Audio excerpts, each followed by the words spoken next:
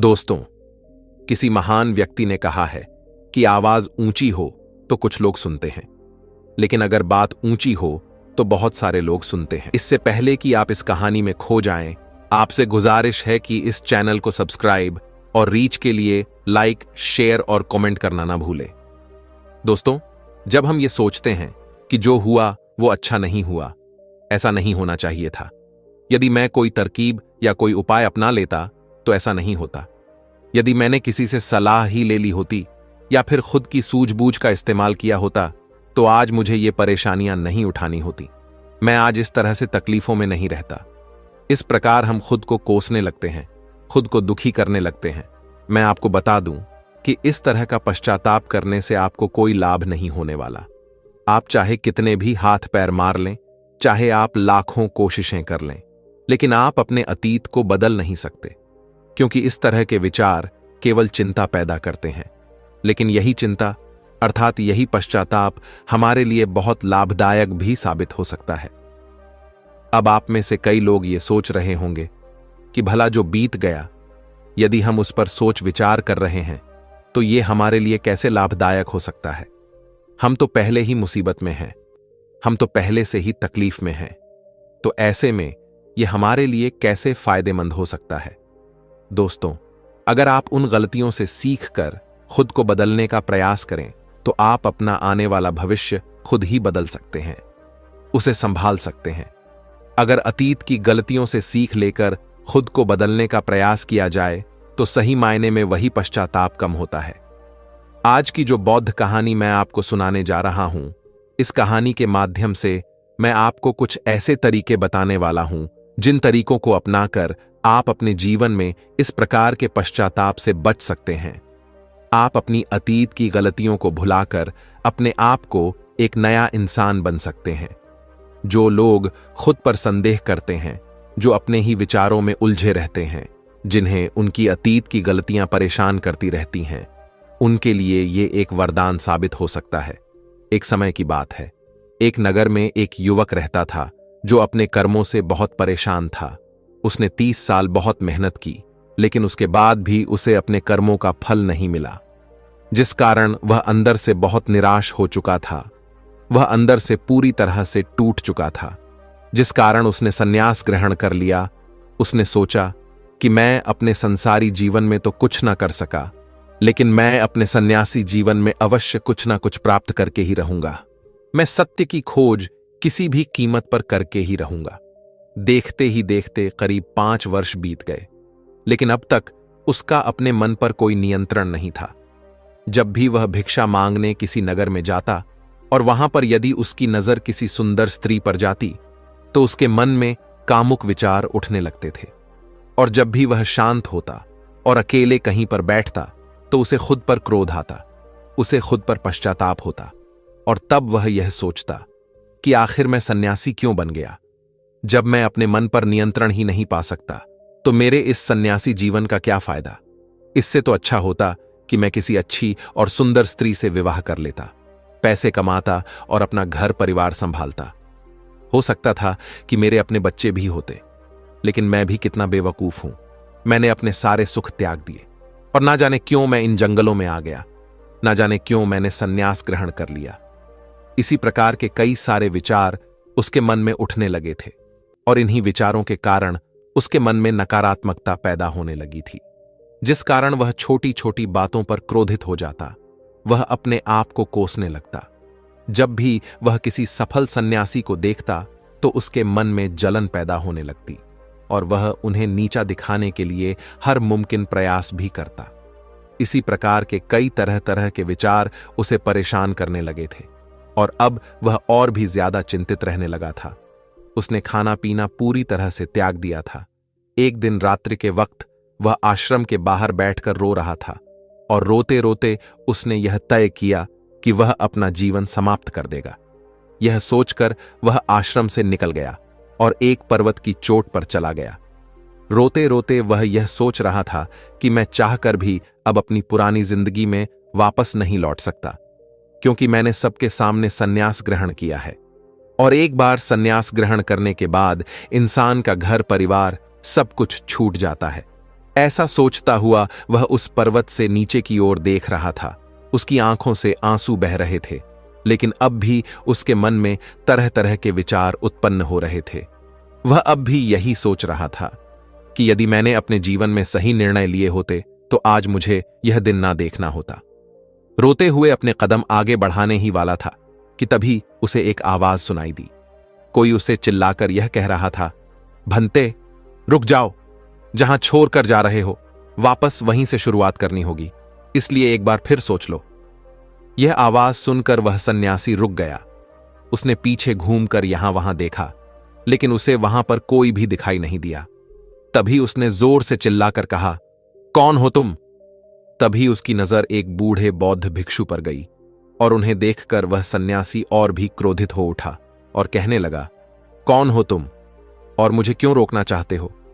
तभी वह बूढ़ा बौद्ध भिक्षु उस सन्यासी से कहता है, भंते, मैं तो बस इतना ही कह रहा हूं कि तुम जहां छोड़कर जा रहे हो तुम्हें वापस वहीं से शुरुआत करनी होगी, इसलिए निर्णय लेने से पहले एक बार फिर सोच लो, कहीं तुम फिर से गलत निर्णय तो नहीं ले रहे।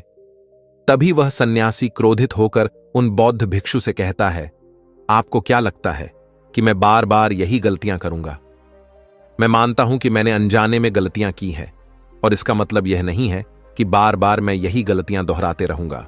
मैंने अपनी गलतियों से बहुत सीख ली है, लेकिन अब मैं उन गलतियों को ठीक नहीं कर सकता। अब मैं उन्हें बदल नहीं सकता, इसलिए मैंने बहुत सोच समझकर यह फैसला लिया है। उस सन्यासी की यह बात सुनकर वह बूढ़ा बौद्ध भिक्षु जोर जोर से हंसने लगा और उस सन्यासी से कहता है, भंते, अतीत की गलतियां कोई नहीं सुधार सकता, क्योंकि बीता हुआ समय कभी लौटकर नहीं आने वाला। हां, वे लोग मूर्ख होते हैं जो यह कहते हैं कि वे लोग अतीत को बदल सकते हैं। उनसे ज्यादा अज्ञानी इस दुनिया में दूसरा और कोई नहीं हो सकता, क्योंकि जब तुम समय को वापस नहीं घुमा सकते तो तुम अपनी अतीत की गलतियों को भला कैसे बदल सकते हो? लेकिन जो लोग समझदार हैं, जो लोग ज्ञानी हैं, वे लोग यह बात बहुत अच्छी तरह से जानते हैं कि जीवन में गलतियां करना कितना जरूरी होता है। गलतियों के कारण ही तो हम सीख पाते हैं, अपनी गलतियों से समझ पाते हैं और अपने भविष्य को बेहतर बना पाते हैं।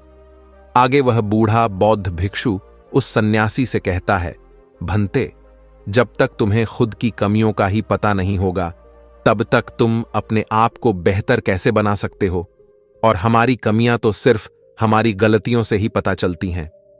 आगे वह बूढ़ा भिक्षु उस सन्यासी से कहता है, हर माता पिता अपने बच्चों को बहुत ही प्यार दुलार से पालते हैं। वे उन पर कभी कोई आंच नहीं आने देना चाहते। वे यह नहीं चाहते कि उनका बच्चा कभी कोई गलतियां करे और उसे कोई तकलीफ हो, लेकिन वह यह भूल जाते हैं कि जीवन एक युद्ध का मैदान है, जहां हम खुद अपनी गलतियों से सीखते हैं और एक योद्धा बनते हैं।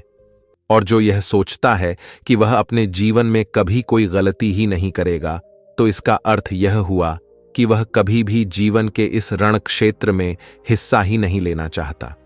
और जो कोई भी इस युद्ध में हिस्सा नहीं लेता, वह अपने जीवन में कभी कुछ नया नहीं कर पाता, ना ही वह अपने जीवन में कुछ सीख पाता है। वह तो केवल वही करता है जो उसे सिखाया गया है। और जो व्यक्ति इस युद्ध भूमि में हिस्सा लेता है, वह यह अच्छी तरह से जानता है कि उसे कई बार गिरना होगा, कई बार संभलना होगा, लेकिन उसे रुकना नहीं है, बल्कि उसे चलते रहना है, क्योंकि जीवन चलते रहने का नाम है। इस पर वह सन्यासी और भी क्रोधित हो उठता है और बौद्ध भिक्षु से कहता है, आखिर तुम कहना क्या चाहते हो? तुम इस तरह से मेरा समय व्यर्थ कर रहे हो। जो भी कहना है जल्दी कहो, अन्यथा अच्छा नहीं होगा। तभी वह बूढ़ा बौद्ध भिक्षु एक बार फिर मुस्कुराने लगा और उस सन्यासी से कहता है, भंते, आज मैं तुम्हें जीवन के ऐसे 5 तरीके बताने वाला हूं जिनका पालन करके तुम अपने अतीत की गलतियों को अपनी ताकत में बदल सकते हो। आगे वह बौद्ध भिक्षु उस सन्यासी से पूछते हैं, भंते, क्या तुम जानना चाहोगे कि वह 5 तरीके कौन से हैं? यदि तुम जानना चाहते हो तो इसके लिए तुम्हें भी मुझे एक वचन देना होगा। तभी वह सन्यासी कहता है, कैसा वचन? वह बूढ़ा बौद्ध भिक्षु बहुत ही प्रेम से उस सन्यासी से कहता है, बस इतना ही कि तुम अपने मन से आत्महत्या का ख्याल निकाल दोगे। सिर्फ तभी मैं तुम्हें यह 5 बातें बताऊंगा, अन्यथा तुम अपने फैसले पर अटल रह सकते हो। लेकिन याद रखना कि जो गलतियां तुमने पहले दोहराई हैं, हो सकता है कि इस बार भी तुम वही गलती कर रहे हो। इतना कहकर वह बूढ़ा बौद्ध भिक्षु शांत हो गया और वह सन्यासी कुछ देर के लिए सोच विचार में पड़ गया। वह यह नहीं समझ रहा था कि वह क्या करे। यदि वह आत्महत्या करता है तो उसे वह 5 बातें नहीं पता चल पाएंगी, और यदि वह 5 बातें जानने के लिए जाता है तो उसे आत्महत्या का ख्याल मन से निकालना होगा। वह सन्यासी असमंजस में था, लेकिन काफी देर सोच विचार करने के बाद आखिरकार उसने उस बूढ़े बौद्ध भिक्षु की बात मान ली और वह उन बूढ़े बौद्ध भिक्षु के पास पहुंचा और कहने लगा, कहिए, आप क्या कहना चाहते हैं? तभी वह बूढ़ा बौद्ध भिक्षु उस सन्यासी से पहली बात बताते हुए कहता है, भंते, सबसे पहले तो तुम यह जान लो कि अतीत में जो भी तुमसे गलतियां हुई है वह किसकी कारण हुई है, उसके पीछे का क्या कारण था। तुम्हें सबसे पहले उन कारणों को पहचानना होगा। वह कारण या तो कोई मजबूरी हो सकते हैं या कोई इंसान हो सकता है जिसके कारण तुमने वह सारी गलतियां की, या फिर हो सकता है कि तुमने वह गलतियां केवल अपने स्वार्थ के लिए की हों। तुम्हें उन कारणों को पहचानना होगा। यदि तुम्हें किसी से धोखा मिला था तो क्यों मिला था? क्या तुमने कभी इसके ऊपर विचार किया है? क्योंकि शायद तुमने उस पर हद से ज्यादा विश्वास किया होगा। एक बार यदि तुमने उस कारण को समझ लिया और उसे जान लिया तो तुम यह समझ पाओगे कि तुमने कहां कमी रह गई, तुमने कहां पर गलती की। और एक बार यदि तुम अपनी गलती को समझ जाओगे तो तुम उसे सुधार भी सकते हो, ताकि वैसी गलती भविष्य में तुमसे दोबारा ना घटे। आगे वह बूढ़ा बौद्ध भिक्षु उस सन्यासी से कहता है, गलतियां हमें दुख नहीं देती। दुख हमें तब होता है जब हम अपनी गलतियों को बार बार दोहराते हैं, जब हमें इस बात का एहसास होता है कि शायद हम अपनी गलती को अब सुधार नहीं सकते, और शायद हमारे भीतर अब उतना आत्मबल नहीं बचा कि हम उन गलतियों से सीखकर उन्हें सुधार सकें। जब हमें खुद पर संदेह होने लगता है, खुद पर संशय होने लगता है, तब हमें दुख होता है। किंतु एक बार, केवल एक बार यदि तुम यह समझ जाओ कि गलती करके जब हम उससे सीख लेते हैं और उस गलती को सुधारने का हर मुमकिन प्रयास करते हैं, तो हमारे भीतर एक विश्वास जाग उठता है और फिर हमें कभी कोई दुख नहीं परेशान करता। इसीलिए हमें किसी भी गलती के पीछे का कारण जानना बहुत आवश्यक होता है, और इसके लिए तुम चाहो तो खाली बैठकर चिंतन कर सकते हो। यह इतना मुश्किल भी नहीं है। एक बार अगर उस गलती के पीछे की वजह तुम्हें समझ में आ जाए, तब दूसरा तरीका काम आता है। जब हम गलती के पीछे की वजह को जान जाते हैं, उसे समझ जाते हैं, तो उसके बाद हमें खुद से एक सवाल करना चाहिए, और वह सवाल यह है कि गलती करने से पहले हम कैसे इंसान थे, और यह गलती करने के बाद हमारे अंदर क्या परिवर्तन हुआ है। क्या हमने अपनी गलती से कोई सीख ली है या नहीं, और यदि सीख ली तो फिर हमने अपने बारे में क्या क्या जाना। आगे वह बूढ़ा बौद्ध भिक्षु उस सन्यासी से कहता है, भंते, यदि तुम इस प्रकार खुद से सवाल करोगे तो तुम पाओगे कि तुम्हारे जीवन में कुछ नए अनुभव जुड़ गए हैं, और यह अनुभव तुम्हें आगे ले जाएंगे, क्योंकि यह जीवन में आगे बढ़ने के लिए तुम्हारी बहुत मदद करेंगे। तुमने देखा होगा कि जब किसी को जीवन में धोखा मिलता है तो अधिकांश लोग केवल यह सोचते हैं कि आखिर इसमें हमारी क्या गलती थी, लेकिन वह इस वास्तविकता को नहीं देख पाते कि आज तुम्हें धोखा मिला है तो क्यों मिला है। क्योंकि आप एक संवेदनशील इंसान हैं, और जब आप ज्यादा संवेदनशील हो जाते हैं तो ऐसी स्थिति में आपकी संवेदनशीलता ही आपके धोखे का कारण बनती है, और यही आपकी गलती है। और जब आपको अपनी गलती के बारे में पता चल गया तो आपने यह भी सीख लिया कि आपकी गलती थी। अगर तुम एक बार अपने बारे में निरीक्षण करना शुरू करोगे तो अपने बारे में तुम्हें बहुत सी अद्भुत बातें पता चलेंगी, और तब तुम खुद ही आश्चर्यचकित हो जाओगी, क्योंकि तुम खुद के बारे में और अधिक जानने लगोगे। इसलिए खुद का निरीक्षण करना अति आवश्यक है। आगे वह बूढ़ा बौद्ध भिक्षु उस सन्यासी से तीसरी आदत बताते हुए कहता है, तीसरे तरीके में हम खुद से संकल्प करते हैं। हम यह दृढ़ संकल्प बना लेते हैं कि हम भविष्य में दोबारा यह गलती नहीं दोहराने वाले। हां, हमसे कुछ नई गलतियां आवश्यक होंगी, लेकिन यह गलतियां हम जीवन में कभी नहीं दोहराएंगे। आगे वह बूढ़ा भिक्षु सन्यासी से कहता है, भनते। इस संसार में 3 प्रकार के लोग होते हैं। एक वह जो दूसरों की गलतियों से सीखते हैं, दूसरे वह जो खुद की गलतियों से सीखते हैं, और तीसरे वह जो गलतियां करते ही रहते हैं लेकिन कभी अपनी गलतियों से सीख नहीं पाते। तुमने भिन्न भिन्न प्रकार की नदियों को तो देखा ही होगा। नदियों का अर्थ तभी निकलता है जब वह अलग अलग जगह से होकर गुजरा हो। अगर वही नदी एक जगह पर ठहर जाए तो क्या वह नदी कहलाएगी? इसी प्रकार एक इंसान का जीवन भी नई नई गलतियां करने के लिए बना है। इसीलिए एक बार जो तुमने गलती कर दी उसके लिए दृढ़ संकल्पित हो जाओ कि तुम जीवन में वह गलतियां कभी नहीं दोहराओगे। हां, हो सकता है कि तुमसे कोई नई गलतियां हो, लेकिन यदि तुम बार बार वही गलतियां दोहराते हो तो तुम मूर्ख हो। ऐसी अवस्था में तुम में और किसी जानवर में कोई फर्क नहीं रह जाएगा। आगे वह भिक्षु उस सन्यासी को चौथा तरीका बताते हुए कहते हैं, भंते, कई बार तो हमें पहले से ही अपनी गलतियों के होने का एहसास हो जाता है। गलतियां होने से पहले ही हमें उसका आभास हो जाता है कि हमसे गलतियां होने वाली हैं। इसलिए अगर गलती होने से पहले आपको एहसास हो रहा है तो आप बहुत खुशकिस्मत हैं और आप उस गलती को होने से रोक सकते हैं। आपने कभी ना कभी इन संकेतों को महसूस किया होगा, क्योंकि यह ब्रह्मांड हमें संकेत देता है। लेकिन फिर भी हम में से अधिकांश लोग इन बातों को नजरअंदाज कर देते हैं, जिसका परिणाम हमें बाद में भविष्य में भोगना होता है।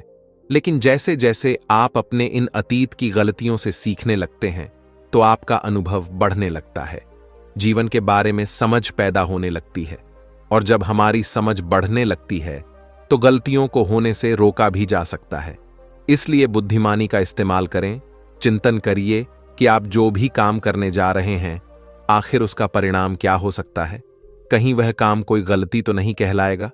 इसी तरह से एक मनुष्य जीवन के परिपक्व में बांटा जाता है और इसी से आपका विकास होता है, और हम सभी को इस राह से होकर गुजरना ही होता है, अन्यथा हमारा जीवन वहीं पर ठहर जाएगा। हम कभी भी आगे नहीं बढ़ पाएंगे। यदि आप अपने जीवन में आगे बढ़ना चाहते हैं, किसी लक्ष्य को प्राप्त करना चाहते हैं, तो आपको इस कार्य प्रणाली को अपनाना ही होगा, इसे समझना ही होगा। आगे वह बूढ़ा बौद्ध भिक्षु उस सन्यासी को आखिरी आदत बताते हुए कहते हैं, भंते, आखिरी और सबसे महत्वपूर्ण सीख है, अगर तुम अपने अनुभव से एक इंसान बन चुके हो तो अब तुम दूसरों के लिए मार्गदर्शन का काम कर सकते हो। तुम दूसरों की राह में दीपक बनकर उन्हें रोशनी दिखा सकते हो, उन्हें उनकी राह पर आगे बढ़ा सकते हो, क्योंकि हम वैसे ही बन जाते हैं जैसा कि हम सोचते हैं। और जब आप खुद को बेहतर बनाने का प्रयास करेंगे तो आप देखते ही देखते बेहतर बनते चले जाएंगे, और यह प्रकृति भी आपका साथ देगी, आपकी सहायता करेगी। ब्रह्मांड आपको खुद ब खुद रास्ता दिखाएगा और आप तब मानव जाति का कल्याण करने के कार्य में लग जाते हैं। तब वह शास्त्रों में सबसे सर्वश्रेष्ठ कार्य माना जाता है। इससे श्रेष्ठ कार्य तो और कोई हो ही नहीं सकता जो व्यक्ति समस्त जीव जंतुओं और मानव जाति के कल्याण के बारे में सोचता है। ऐसे लोग परमात्मा के हो जाते हैं। ऐसे व्यक्तियों के मन में प्रेम, करुणा, दया जैसे अनेक भाव उत्पन्न होने लगते हैं, और परमात्मा करुणा और प्रेम का ही दूसरा नाम है। इतना कहकर वह बूढ़ा बौद्ध भिक्षु शांत हो गए, और उस सन्यासी को भी अपनी गलती का एहसास हो गया। अब उसकी आंखों में खुशी की आंसू थे। वह उन बौद्ध भिक्षु के चरणों में जा गिरा और उन बूढ़े बौद्ध भिक्षु से कहता है गुरुवर, ऐसा निर्मल और जीवन का सार्थक ज्ञान पाकर मैं धन्य हो गया। आपने जो कुछ भी मुझसे कहा है उसे मैं अपने जीवन में जरूर अपनाऊंगा, और मैं भी अपने जीवन को सार्थक बनाकर दिखाऊंगा। इतना कहकर उसने उन बौद्ध भिक्षु को प्रणाम किया और वापस अपने आश्रम लौट गया। दोस्तों, उम्मीद है कि ये कहानी आपको अच्छी लगी होगी। नमो बुद्धाय। तो दर्शकों, चलिए अब सफलता पाने के ऊपर अगली रोचक कहानी की शुरुआत करते हैं। प्राचीन समय की बात है। एक गांव में एक 24 साल का युवा रहता था, जो एक सेठ के यहां नौकरी करके अपना गुजर बसर कर रहा था। उसके माता पिता बीमारी से गुजर चुके थे। जिंदगी में काफी परेशानी चल रही थी। उसके मजदूरी वाले काम से वो रोज के रोज पैसे कमाता, और रोज के रोज खाने पीने और रहने में पैसे खत्म भी हो जाते। जिंदगी बस यूं ही चल रही थी। एक दिन उसने देखा कि एक वृद्ध फकीर अपनी पीठ पर 3 बोरे लेकर एक शहर से दूसरे शहर की ओर जा रहा था। वह काफी वृद्ध था और काफी देर से वह यूं ही सफर कर रहा था। कुछ दूर और सफर करने के बाद वह थक कर एक वृक्ष के नीचे बैठ गया। तभी उनकी नजर एक नौजवान युवक पर गई जो उसी रास्ते से जा रहा था, और वह भी उसी दिशा में जा रहा था जिस दिशा में उन फकीर को जाना था। वह युवक उन बूढ़े फकीर के पास से होकर गुजरा। इस पर उस फकीर ने उस युवक से पूछा, सुनो बेटा, क्या तुम मेरी जरा सी मदद कर सकते हो? यह बोरा बहुत भारी है और मैं बूढ़ा हो चुका हूं। मैं ज्यादा समय तक इनका बोझ नहीं उठा सकता और मैं बहुत थक भी चुका हूं। तो क्यों तुम मेरी मदद कर सकते हो? इसके बदले में मैं तुम्हें 3 स्वर्ण मुद्राएं दूंगा। वह युवक उन फकीर की सारी बातें सुनता है और उन फकीर से कहता है, कोई बात नहीं बाबा, मैं आपकी मदद करने के लिए तैयार हूं। कहिए आपको कहां जाना है? ऐसा कहकर उस युवक ने उन फकीर का एक बोरा उठा लिया और अपने कंधे पर ले लिया। तभी उस जवान युवक को यह एहसास हुआ कि यह बोरा तो सचमुच बहुत भारी है। वह युवक और फकीर दोनों रास्ते में आगे की ओर बढ़ चले। कुछ दूर आगे चलने के बाद देखते ही देखते वह गांव खत्म होने लगा और अब एक सुनसान रास्ता आगे की ओर जा रहा था। वे दोनों अपने मार्ग में मस्त होकर आगे की ओर बढ़ रहे थे। वह युवक उन फकीर से कहता है, बाबा, इस बोरे में आखिर ऐसा क्या रखा है जो यह इतनी वजनदार है? इस पर वह फकीर आदमी उस युवक को जवाब देते हुए कहते हैं, कुछ नहीं बेटा, बस इसमें तांबे के कुछ सिक्के भरे हुए हैं, इसी कारण इस बोरे में बहुत वजन है। उन फकीर की यह बात सुनकर वह युवक मन ही मन सोचने लगा कि लगता है ये बाबा जरूर कोई व्यापारी है, तभी तो इतने सारे तांबे के सिक्के लेकर चल रहे हैं। और फिर उसके मन में एक और ख्याल आया कि मुझे क्या करना है, मुझे तो सिर्फ ये बोरा दूसरे गांव तक पहुंचा है, बस इतना ही। जैसे ही उसके मन में यह ख्याल आया, उसने तांबे के सिक्कों का वह ख्याल मन से निकाल दिया और अपनी धुन में मस्त होकर वह आगे की ओर चलने लगा। चलते चलते कुछ और समय बीता और वे दोनों एक नदी के किनारे जा पहुंचे। वह युवा हट्टा कट्टा था और काफी चुस्त और तंदुरुस्त भी था, इसलिए वह बिना सोचे समझे उस नदी में उतर जाता है। किंतु वह फकीर अब भी किनारे पर ही ठहरा था। इस पर वह युवक उन फकीर से कहता है, क्या हुआ बाबा, चलिए आइए, हमें यह नदी पार करनी होगी, तभी तो हम उस गांव तक पहुंच पाएंगे। इस पर वह फकीर उस युवक से कहते हैं, मैं जानता हूं बेटा कि हमें यह नदी पार करनी होगी, लेकिन जैसा कि तुम जानते हो मैं अब बूढ़ा हो चुका हूं और 2-2 बोरे लेकर मैं यह नदी पार नहीं कर सकता। कहीं मेरा पांव फिसल गया तो क्या होगा? क्या तुम मेरी एक और गठरी ले सकते हो? मैं तुम्हें इसके बदले भी 3 स्वर्ण मुद्राएं दूंगा। इस पर वह युवक मुस्कुराते हुए उन फकीर से कहता है, बाबा, आप मुझे शर्मिंदा कर रहे हैं। यदि आप मुझे स्वर्ण मुद्राएं ना भी दें तो भी मैं आपका कार्य अवश्य करूंगा। मैं आपको उस दूसरे गांव तक जरूर पहुंचाऊंगा। इस पर वह फकीर मुस्कुराते हुए उस युवक से कहते हैं, बेटा, तुम तो बहुत ही भले इंसान लगते हो। इतना कहकर उन्होंने वह दूसरी गठरी भी उस युवक को थमा दी। उस युवक ने जब वह दूसरी गठरी अपने कंधे पर रखी तो वह गठरी भी उसे बहुत ज्यादा भारी लगी, लेकिन उसने वहां पर कुछ नहीं कहा। जैसे तैसे उन दोनों ने नदी पार की। नदी पार करने के बाद बातों बातों में ही उस युवक ने उन फकीर से कहा, बाबा, आखिर इस दूसरी गठरी में क्या है? यह गठरी भी बहुत वजनदार है। इस पर वह फकीर उस युवक को जवाब देते हुए कहते हैं, बेटा, इसमें चांदी के सिक्के हैं, इसी कारण यह गठरी भी बहुत वजनदार है। उन फकीर की यह सारी बातें सुनकर अब उस युवक का दिमाग तेजी से काम करने लगा। वह यह सोच रहा था कि एक बोरे में तांबे के सिक्के हैं और दूसरी में चांदी के। ऐसा प्रतीत होता है मानो यह फकीर बाबा कहीं दूर से आ रहे हैं और उन्होंने अपनी सारी जमीन जायदाद बेचकर यह सारे सिक्के इकट्ठे किए हैं, तभी तो वह इतना धन लेकर चल रहे हैं। लेकिन वह युवक उन फकीर से कुछ नहीं कहता और वे दोनों चुपचाप मार्ग में आगे की ओर बढ़ते चले जाते हैं। कुछ दूर आगे बढ़ने के बाद एक बार फिर एक सुनसान राह आती है। उस सुनसान रास्ते को देखते ही उस युवक के मन में तरह तरह के विचार उत्पन्न होने लगते हैं। वह यह सोचने लगता है, अरे, यह तो सुनसान जगह है, अगर मैं ये सिक्के लेकर यहां से भाग जाऊं तो यह फकीर कुछ नहीं कर पाएगा, और यहां पर कोई है भी नहीं जो इनकी मदद कर पाए। और वैसे भी यह बहुत सारे सिक्के हैं, मैं इनसे एक अच्छी दुकान खरीद सकता हूं, अपना नया व्यापार शुरू कर सकता हूं। और वैसे भी यह बूढ़ा फकीर अब इन पैसों का क्या करेगा, इससे अच्छा तो मैं ही इन्हें रख लेता हूं। वह युवक यह सब सोच ही रहा था कि तभी अचानक उसे खुद पर आश्चर्य हुआ। अरे, मैं ये क्या सोच रहा हूं? ये फकीर बाबा ना जाने कहां से आ रहे हैं, और क्या बेच करके इन्होंने इतने सारे पैसे इकट्ठा किए होंगे। मुझे इनका फायदा नहीं उठाना चाहिए। नहीं नहीं, मुझे ऐसा नहीं करना चाहिए। उसने कुछ देर के लिए तो अपने मन के विचारों को काबू कर लिया, लेकिन कुछ देर बाद उसके मन के विचार उस पर देखते ही देखते हावी होने लगे। वह युवक 2 बोरे लेकर उन फकीर के पीछे पीछे चल रहा था, और कुछ दूर आगे चलने के बाद एक पर्वत आई। इस पर वह फकीर बाबा उस युवक से कहते हैं, बेटा, यह पर्वत मैं नहीं चढ़ पाऊंगा। मैं काफी बूढ़ा हो चुका हूं और मेरे घुटनों में भी दर्द रहता है। यदि तुम मेरी तीसरी गठरी भी ले लो तो मैं तुम्हें 3 और स्वर्ण मुद्राएं दूंगा, लेकिन याद रखना, इसे कहीं गिराना मत, कहीं ये गठरियां खुल ना जाए।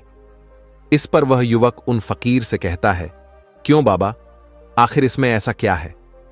इस पर वह फकीर उस युवक से कहता है, बेटा, इसमें स्वर्ण मुद्राएं हैं। यह सुनकर वह युवक मन ही मन बहुत प्रसन्न हुआ। उसने चुपचाप वह गठरी भी उन फकीर से ले ली, और देखते ही देखते वे दोनों मार्ग में आगे की ओर बढ़ने लगे। अब वह फकीर बिना कोई वजन लिए हुए आराम से पर्वत पर चढ़ गया, किंतु वह नौजवान युवक जो पीछे था, वह वजन के कारण बहुत धीरे धीरे चल पा रहा था। लेकिन जब से उसने सोने का नाम सुना था, उसका मन तो छलांग मार रहा था।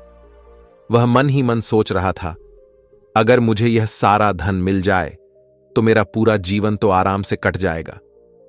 वैसे भी यह बाबा तो बूढ़े हो चुके हैं, भला इन्हें इतने पैसों की क्या जरूरत है? इनका जीवन तो वैसे भी कट चुका है। मैं एक काम करता हूं, ये सारे पैसे लेकर यहां से भाग जाता हूं। युवक के मन में अनगिनत विचार उठ रहे थे। उसका मन अब उसकी बुद्धि पर पूरी तरह से हावी हो चुका था, और उस युवक का मन अपनी बात को सही साबित करने के लिए कुछ भी कह रहा था। और तभी उस युवक के मन में एक और विचार उत्पन्न हुआ, और अब की बार वह युवक यह सोच रहा था कि लगता है यह फकीर बाबा कोई चोर है, वरना इनके पास इतनी सारे स्वर्ण मुद्राएं कहां से आएंगे। अगर यह कोई व्यापारी होते तो भला यह इस तरह से पैदल यात्रा तो नहीं करते, और अगर इनके पास इतने सारे पैसे थे तो यह कोई ना कोई साधन भी तो अवश्य कर सकते थे। लगता है यह कोई चोर है, और चोर से चोरी करने में भला क्या बुराई है। यह सोचता हुआ वो युवक अब उन फकीर से तेजी से आगे की ओर बढ़ रहा था, और देखते देखते वो फकीर से आगे भी निकल चुका था। और वो यह सोच रहा था कि जैसे ही इस पर्वत की ढलान आएगी, मैं 3 गठरियां लेकर भाग जाऊंगा। इससे यह सारे पैसे मेरे हो जाएंगे, और मेरी गरीबी भी हमेशा हमेशा के लिए दूर हो जाएगी। मैं जो चाहूंगा मैं वो कर पाऊंगा। मेरे पास बहुत सारा धन होगा। और देखते देखते वह दोनों पर्वत की चोटी पर पहुंच गए, और अब ढलान का रास्ता शुरू होने वाला था। तभी वह युवक उन फकीर से नजरें बचाकर वह 3 गठरियां लेकर भागता हुआ आगे बढ़ गया। अब उसे अपना शरीर बहुत हल्का महसूस हो रहा था, मानो उसे उन 3 बोरों का वजन तक न मालूम चल रहा हो। काफी दूर भागते भागते किसी तरह से वह अपने आप को बचते बचाते अपने घर पहुंचा। उसके खुशी का कोई ठिकाना नहीं था। उसने सोचा, क्यों ना मैं जल्दी जल्दी इन गठरियां में से वह सारे पैसे निकाल लूं। यह सोचकर जब उसने गठरियां खोली तो पहली गठरी में उसे लोहे से जंग भरे हुए सिक्के मिले। यह देखकर उसे यकीन नहीं हुआ। उसने फटाफट दूसरी गठरी भी खोल दी, जिसमें भी उसे लोहे के जंग लगे हुए सिक्के ही मिले। यह सब देखकर वह युवक बहुत हैरान था। आखिर यह सब क्या हो रहा है? उन फकीर ने तो मुझसे कुछ और ही कहा था। अब उसने वह सोने वाली गठरी खोली और उसमें भी लोहे के जंग लगे हुए सिक्के ही निकले। यह देखकर वो युवक बहुत क्रोधित हुआ।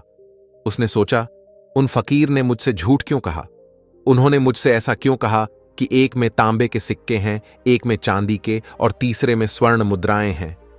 वह यह सब सोच ही रहा था कि तभी उसकी नजर उस थैले में रखी एक पत्र पर गई। उसने वह पत्र उठाया और उस पत्र में लिखा था, यह पूरा नाटक ईमानदार व्यक्ति की खोज करने के लिए रचा गया है और मैं इस राज्य का राजा हूं। मेरी कोई संतान नहीं और इसीलिए मैंने यह षड्यंत्र रचा है ताकि मैं अपने राज्य में किसी एक ऐसे ईमानदार व्यक्ति की खोज कर सकूं जो मेरे बाद इस राज्य का राजा बन सके और इस राज्य भार को संभाल सके, जो पूरी तरह से ईमानदार हो, जिसके मन में किसी प्रकार का कोई लालच ना हो। इतना पढ़ते ही वह युवक जोर जोर से चिल्लाने लगा। वह यह जानता था कि यदि वह अपने मन के विचारों पर काबू कर लेता तो उसका जीवन संवर सकता था, लेकिन वह अपने मन के विचारों पर काबू नहीं कर पाया। दोस्तों, महात्मा बुद्ध कहते हैं कि मन ही सब कुछ है। आप जो सोचते हैं वही बनते हैं, इसलिए आपका सबसे दिग्गज दुश्मन भी आपको उतना नुकसान नहीं पहुंचा सकता जितना कि आपके मन के यह अनियंत्रित विचार पहुंचा सकते हैं। महात्मा बुद्ध कहते हैं, अपने भीतर ध्यान से देखो। हमारे भीतर जो विचार चल रहे हैं वही विचार शब्द बनते हैं और शब्द कर्म के रूप में प्रकट होते हैं। बार बार दोहराने पर कर्म बर्ताव में बदलता है और धीरे धीरे समय के साथ बर्ताव चरित्र में परिवर्तित हो जाता है और यही चरित्र हमारे भाग्य का निर्माण भी करता है।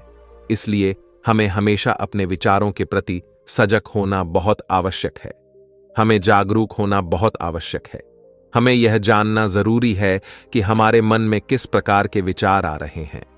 आगे महात्मा बुद्ध कहते हैं कि कमजोरी हमेशा छोटे विचार से शुरू होती है। यह एक बीज के रूप में होती है और यदि इस बीज को नष्ट ना किया जाए तो यह छोटा सा विचार बहुत जल्द ही एक विशाल वृक्ष का रूप ले लेता है और हमारी बुद्धि की सोचने और समझने की क्षमता को पूरी तरह से नष्ट कर देता है।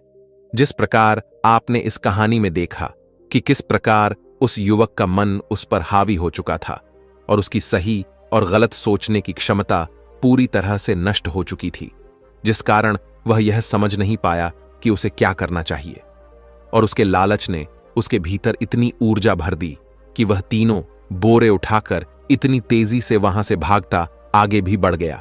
इसीलिए जब आपके मन में पहली बार कोई गलत विचार उत्पन्न हो तभी उसे खत्म कर देना चाहिए, अन्यथा वह विशाल वृक्ष का रूप लेगा और आपको किसी ना किसी गलत राह पर ढकेल ही देगा।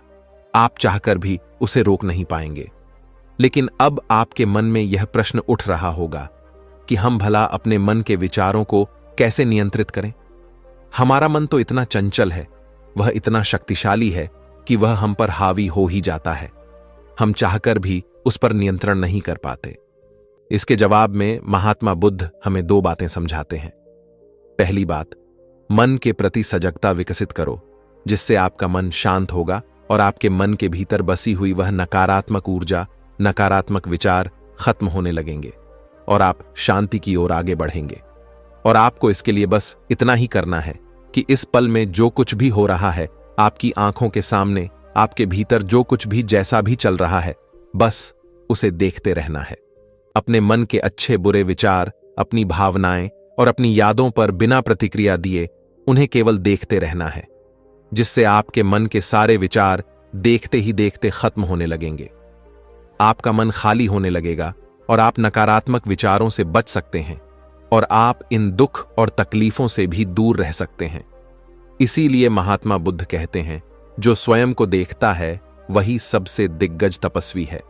अर्थात जो अपने मन में चल रहे उन विचारों को बिना प्रतिक्रिया दिए हुए केवल देखता है और उन पर कोई भी प्रतिक्रिया नहीं करता, बस उन्हें देखता और समझता है, वास्तविकता में वही मन पर नियंत्रण भी कर सकता है और वही अपना जीवन सुखी और खुशहाली तौर पर जी सकता है।